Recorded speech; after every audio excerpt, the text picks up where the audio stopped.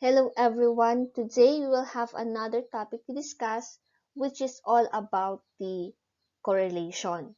So, before we proceed with the definition of correlation, let me ask you a question first. So, why do you think, class, that there are some students or most students who excel in English do not do well in mathematics? Okay? Diba sometimes we think that if you are good in mathematics, then you are not good or you will not excel in English. Or if you excel in English, then you are not good in mathematics. So have you ever wondered, class, why some of your classmates or friends who are good in mathematics do not have high grades in English? Or did it occur to you to find out if there is really or there exists a relationship between academic performance in English and achievement in mathematics? So, naisip nyo ba yun? Is it true that if you are not good in mathematics, if you are not good in problem solving, in computation, you excel in English or vice versa? So, in the field of mathematics class called statistics, yes, the relationship between these two variables is known as the correlation. Okay, that's why uh, the question is that, is there a relationship between the academic performance, between your academic performance or the academic performance of each student in English and in the subject mathematics? So, what is a correlation? So, a correlation, class, is a statistical tool to measure the association of two or more quantitative variables. Yan. So, if you will to recall, class, in statistics, we have two types of variables or what we call data. We have the quantitative and qualitative data, diba? When you conduct a research, uh, I think some of you or most of you experience on how to float questionnaires, you collect on how you collect data during your research subject, wherein you need to use these data to prove about your research. So, ginagamit natin ito kung ano ang gusto natin palabasin or ma-find out with our research, wherein we use statistical tools to treat our data. So, one of these is the correlation, wherein we use correlation to determine the relationship between two variables. And the variables that we need to treat here are the quantitative variables. So what are these quantitative variables? These variables, class, it's just a review here, are the variables whose values result from counting or measuring something. Okay? Or these data or variables obtained from counting or measuring or numerical in nature. So, for example, we have the height, the weight, time in 100 yard dash, number of items sold to a shopper, scores. So those are some examples of quantitative variables or data. While qualitative naman, kasi we have two types eh. Qualitative are data which can assume values that manifest the concept of attributes, or these are sometimes called categorical data. About category naman to, from the word quality. Okay? So example is we have gender, nationality, the color of your eyes, the softness of skin, hair color, religion, political party, profession. So those are some examples of qualitative variables. So that is the difference between qualitative and quantitative. Next is correlation is concerned with the relationship in the change and movements of two variables. Yan. It is also defined as the measure of the linear relationship between two random variables x and y, and it is denoted by small letter r. So for correlation, we use the small letter r for correlation. And we denote or we represent the two variables as x and y also. It measures also the extent to which the points cluster about a straight line. So that these are the sum of the or the definition of a correlation. So before we get the relationship between two sets of data class, wherein we need to find out through computation, it is essential first to determine or know about the three types of correlation. So there are three types of correlation. So let's proceed with the next slide. So the three types of correlation class. First, we have two variables are positively correlated if the value of the two variables both increase or both decrease. So if please note this word positively correlated, this one. So we can say that the two variables class are positively correlated if the two variables both increases or both decreases. Okay? They are directly proportional. Directly. So that is positively correlated. Let's have an example. Suppose a 10-item test in English and a 10-item test in mathematics was administered to 10 students. Okay, the scores of the students are tabulated. Later, I will show you the scores of the students, wherein it must be determined if the scores in the mathematics quiz. So we label the scores of the 10 students under mathematics as variable x and the English test as variable y, which are correlated or not. So let's see. We will determine if they if the variable or the scores in mathematics is correlated to the scores in English of the 10 students.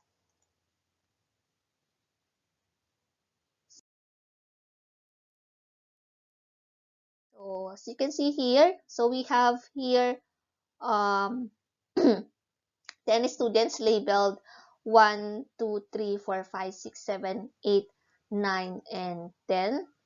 And the scores of each student in mathematics and in English. Wherein for math, we use the variable x, and for y, we use the for English score, we use the variable y. For the first student, his or her score in math is 4, while in English is 5. For the second, his or her score in math is 5 and English is 4. For the third, 9 and 8 respectively for math and English. For the fourth student, that is 2 and 3. For the fifth student, we have 8 for his or her score in math and 9 for English. 6 is 1 and 2. Seventh student is 2 and 1. Eighth student is 7 and 6. Ninth student is 6 and 7. While the 10th student is 4 and 5. So this is the uh, table that shows the scores of the 10 students.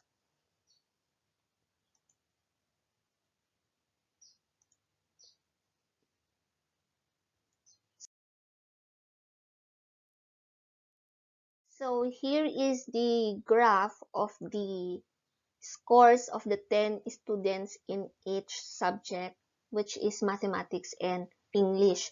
Since we denote the variable x for mathematics, then we will write here at the bottom part the scores for mathematics, and for the left part side are the scores of English, since we denote the scores of English as the variable y.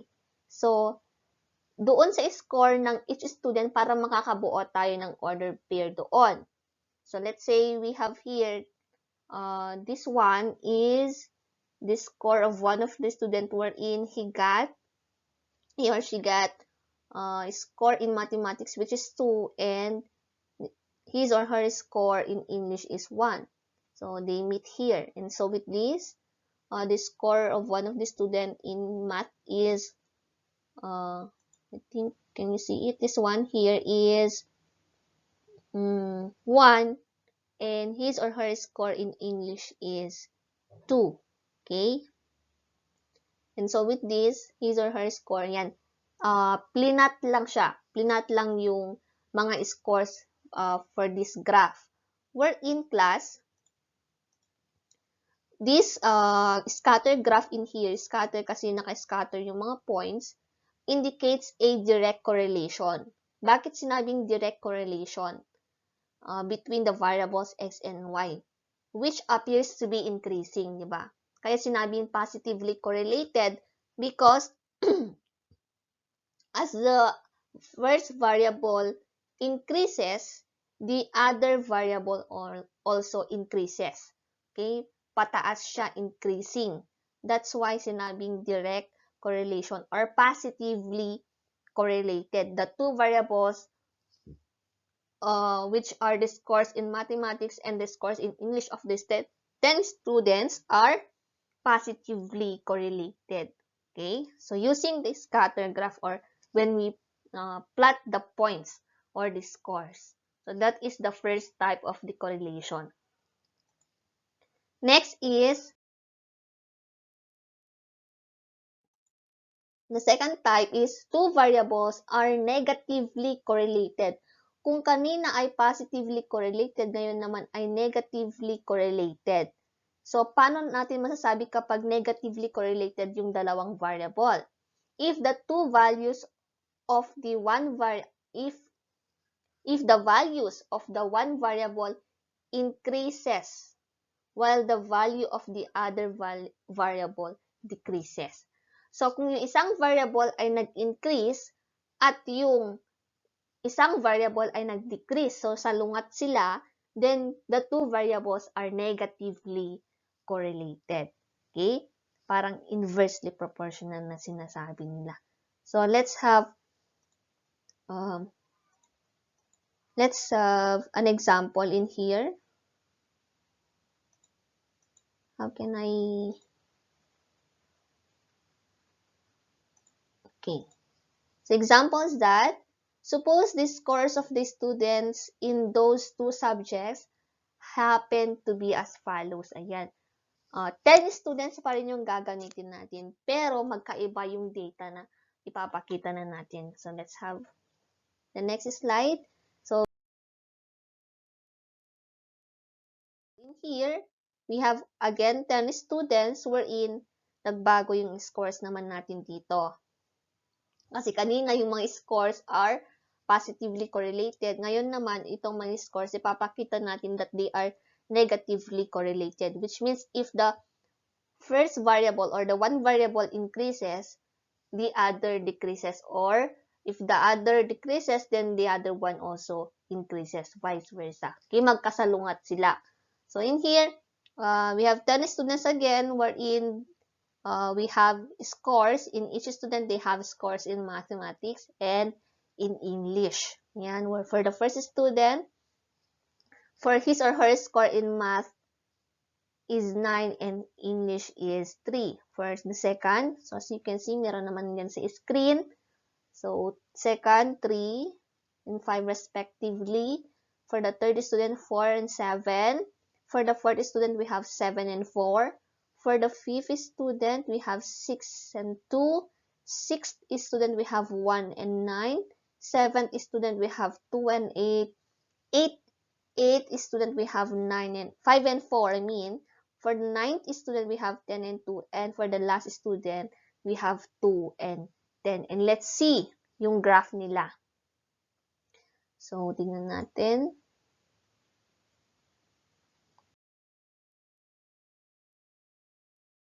Okay, so the graph in here is that, yan. So, as you can see, the trend of the data is decreasing. Okay, pababa naman siya. So, hence, the variables are negatively correlated. Okay, pababa po yung graph natin, yung scattered graph natin. So, they are negatively correlated. And the last one,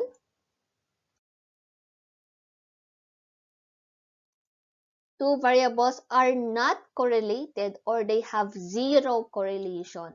So, tinatawag naman natin zero correlation. Yung pangatlo, if one variable neither increases nor decreases while the other increases. Okay? So, you note this, if one variable neither, hindi siya nag-increase, hindi rin siya nag-decrease. Tapos, while the other one increases. Let's have an example. So, suppose the same students have the following scores. So, they have these scores. Okay? So, for the first student, we have, for his or her score in math is 4 and English is 5. Ayan, kung mapapansin nyo, sa math natin, 4, 5, 9, 2, 8, 1, 2, 7, 6, 4. And for English, we have 5, 4, 8, 3, 9, 2, 1, 6, 7, and 5. So let's see the graph of this course in mathematics and English. If what type of correlation it is. Ayan. Okay, kung mapapansin nyo class, walang direksyon. Okay? So this graph shows a zero correlation. So while a scatter plot, yan. Bakit zero correlation? Kasi hindi natin makita yung direction. Okay? So hindi natin walang direction yung mga points natin. That's why sinabing zero correlation. So those are the three types of correlation class. Always remember positively correlated, negatively correlated, and zero correlation. Okay, so while a scatter plot class, we use this scatter plot, maybe a convenient way of inspecting correlation between two variables. So if you convenient lang siya na gamitin to determine or to show that the relationship or the correlation between two variables, it does not offer a measure of the strength of a correlation. Okay? Hindi natin nakikita yung strength ng correlation. So, fortunately, class, Pearson, okay, we have Pearson. Remember this person, Pearson invented a formula that can give a numerical value to the measure of a correlation. So, hindi lang ipapakita kung positively correlated or negatively correlated or zero correlation. It can give also a numerical value. It gives a value to the measure of a correlation. So, dito makikita lang natin kung positively, negatively, or zero correlation. But with the formula invented by Pearson, ayan, makikita natin mismo yung value. So, this formula does not only show how greatly two data sets are correlated, but also reveals if the correlation is direct or inverse. Ayan. Directly ba correlated or inversely correlated or positively correlated or negatively correlated or zero correlation or if the data sets are not correlated. Ayan. So the formula named after him is called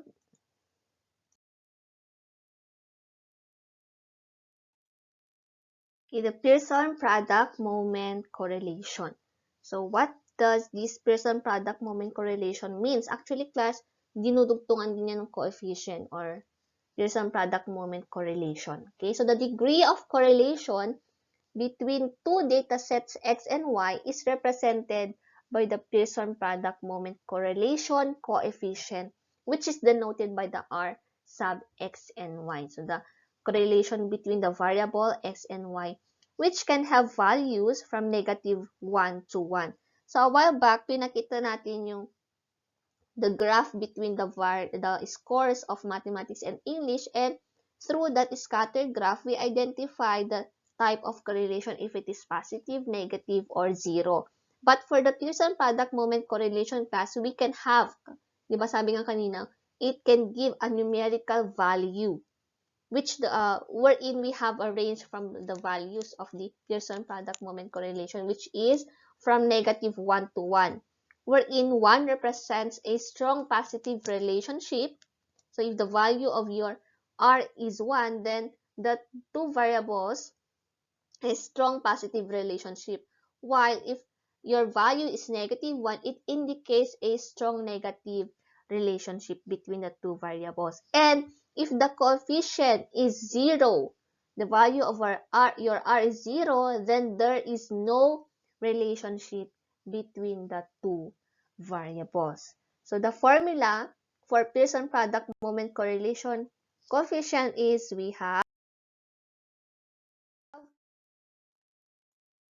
this one. Okay, so r sub x and y is equal to n, the summation of x and y, minus the summation of x times the summation of y all over the square root of the product of square root of n times the summation of x squared minus the summation of x squared times n times the summation of y squared minus the square of the summation of y, wherein the n class indicates the number of cases, okay, or number of data, or yes, number of cases, while for the summation of x and y means the sum of the products of x and y. So that symbol class stands for summation, where it talks about the sum.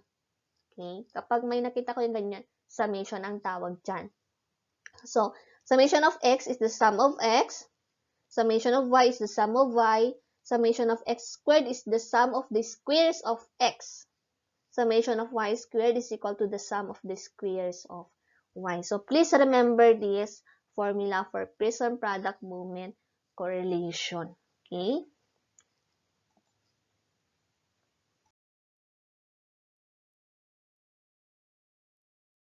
So, before we give an example, let me discuss to you here the meaning, okay, or the degree of the correlation. So, below are some scatter diagrams along with the type of linear correlation. So, these are some examples of scatter diagrams, and it shows the type of linear correlation that exists between the x and y variables. So, the closer the absolute value of r sub x, y is to 1, the stronger the relationship between the variables. So as you can see here, for the A, so if the value of r is equal to 1, then the relationship between the two variables x and y are perfect positive correlation. Kung eksaktong 1 yung value, okay? Equal to 1. But if the value of your r is approximately, ayan, so hindi equal yung ginamit dito, approximately 0.8. Okay. So if your value of your r is approximately 0.8, then the relationship between your two variables x and y is strong positive correlation. Ito yung tinatawag nilang straight line kanina, class. Yan, ito. Yung line dito, yan yung straight line na tinatawag kanina dun sa definition. And these points here represents the scores, or I mean the data. Okay? So, the third one is a positive correlation if the value of your R is approximately 0.6. So, medyo palayo sila dun sa line. Medyo malayo. Itong isa, strong positive correlation is medyo dikit pa sila sa line. For the fourth one, we have a strong negative correlation. Okay? So, kapag positive, of course, papunta sa right. Kapag negative, papunta sa left naman. So, if the value of your R is approximately negative 0.9, negative tayo, then the relationship between the variables x and y are strong negative correlation. And if the value of your r is approximately negative 0.5, then the relationship between the variables x and y are as negative correlation. And the last one, if your value of your r is approximately 0 or 0, then no correlation. Little or no linear correlation. So please remember these names here, this type of linear correlation, kasi gagamitin natin yan mamaya sa pag-interpret later the value of our r. So let's have an example.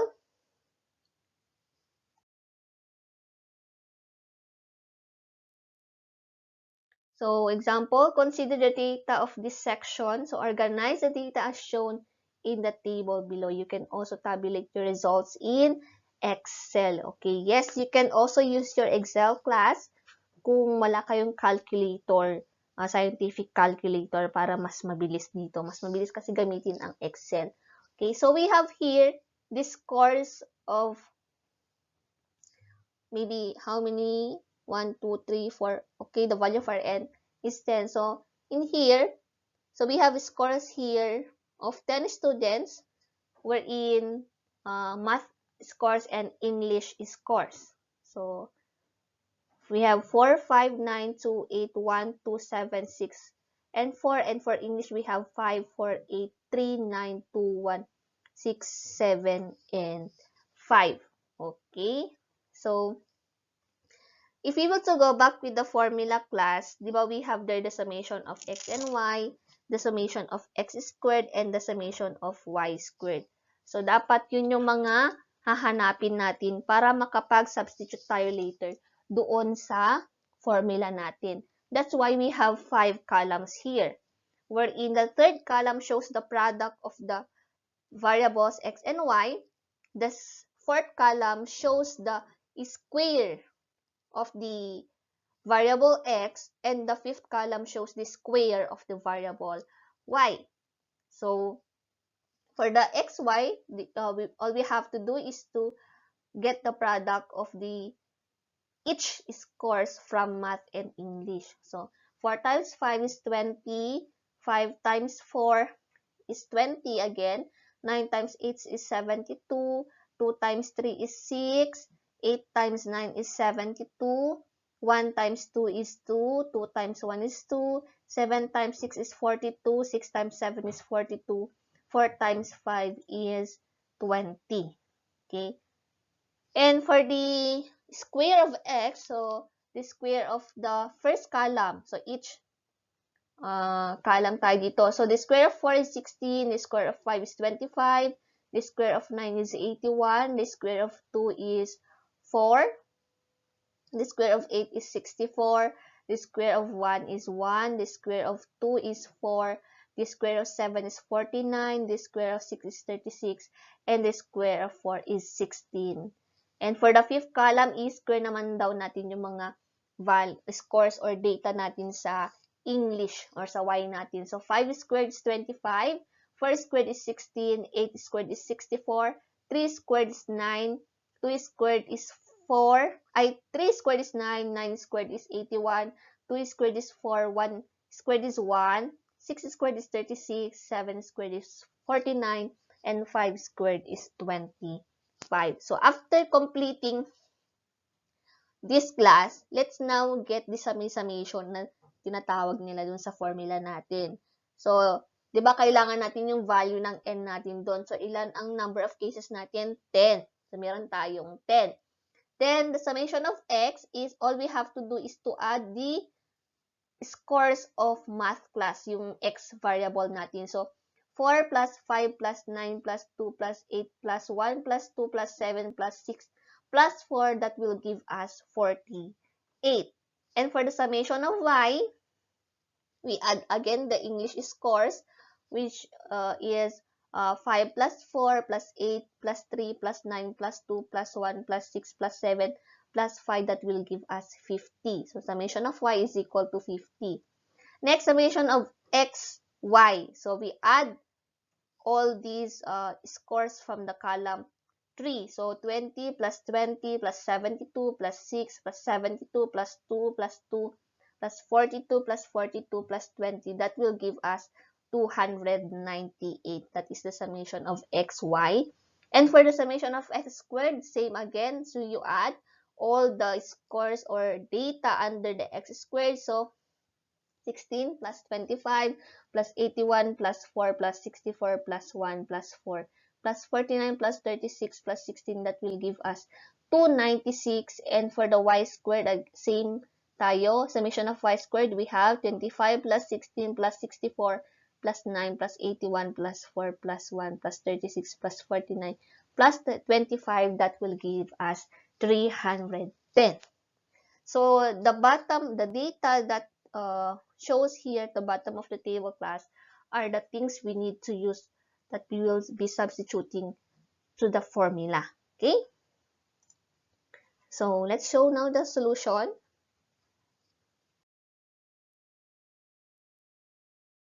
Ayan. So we have here the things that we need, and this is the formula. So the formula is r sub x sub y, x times y is equal to n times the summation x y minus summation, the product of summation of x, summation of y, all over the square root of n summation of x squared minus the square of summation of x times n summation of y squared minus the square of the summation of y.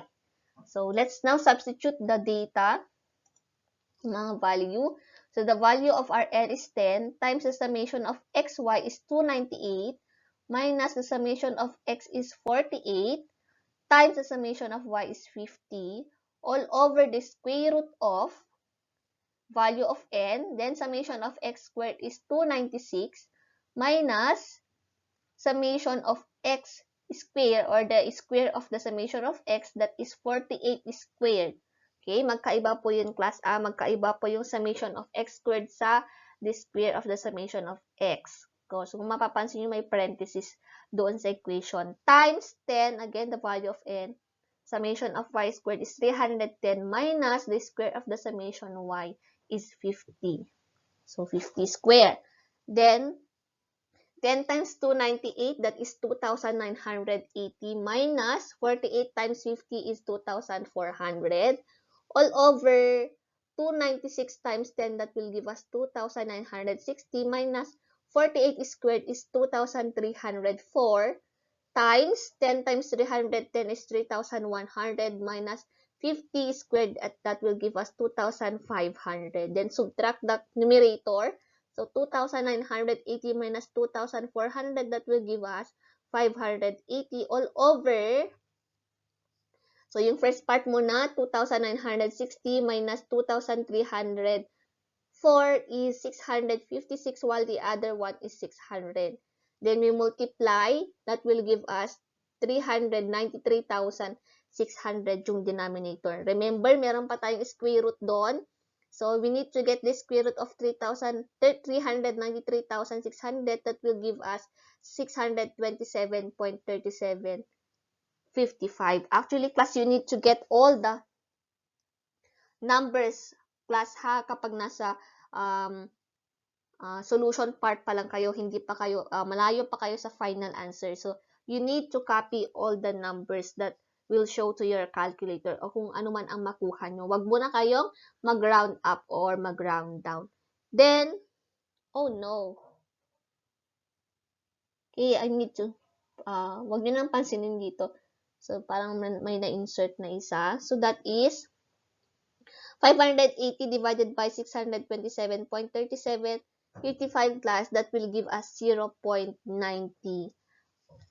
Okay, so meron tayong na-include na hindi na dapat kasali, na ulit siya. Ayan. So the value of our r now, r sub xy is equal to 0.92. Ayan. If we want to remember, class, 0.92, that is malapit na siya sa, sa tawag dito, 1. Therefore, the value of our r, which shows malapit na siya sa 1, it is a strong positive correlation. So, the relationship between the variables of this course, mathematics score and English score, is a strong positive correlation. Okay? Okay. We have second example. So, example in here is the height and weight of 10 basketball players naman tayo. So, the height in inches, which shows the variable x, and weight in kilos, which shows the variable y. So, maybe the height of the one player is 65 and his tawag dito, weight in kilos is 65 kilos. Okay? Kapag 64 naman, 64 din. Yung 64 yung height niya, 64 din yung weight niya. 78 inches yung height niya, 70 kilos naman yung weight niya. 72 inches yung height niya, 71 naman yung weight niya. 69, 65, 66, 66, 70, 68, 71, 69, 70, 70, 67, 71, respectively. So, we need to get the product of the variable x and y, the square of the variable x, and the square of the variable y, which shows here from the table na meron na tayo nakuha. Then, the things we need to do is to get now the summation of x, summation of y, summation of the product x and y, summation of the square of x, and the summation of y squared, wherein we have here for the summation of x is 192, summation of y is 679, summation of xy is 47,050, summation of x squared is 48,036, and summation of y squared is 46,169. Then, let's now substitute this data that we solved to the formula, I mean.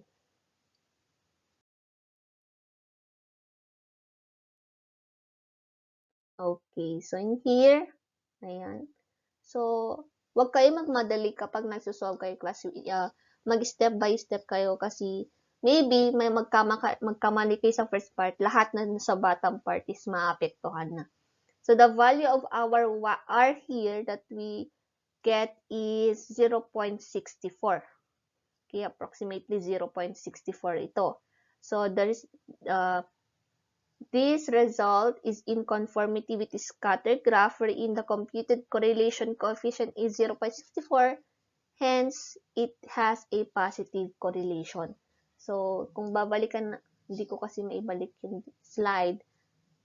If you were to go back with the types of linear natin kanina is for the approximation of 0.6, that is for the positive correlation.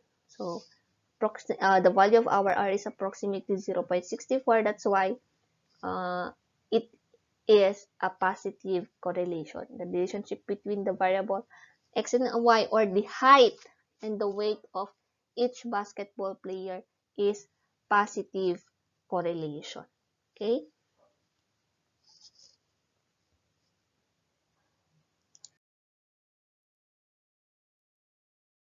And please try this one for you to practice on how to use the formula. So use the data for computation and interpret the value of R. So we have the math score and the English score. So try to solve this one so that you can see your progress about this topic if you really understood this topic about the Pearson product moment correlation coefficient. And practice para hindi kayo magkamali later for computation. So that's all for our discussion for today. Thank you for watching and listening to my lecture. See you next lecture again. Bye!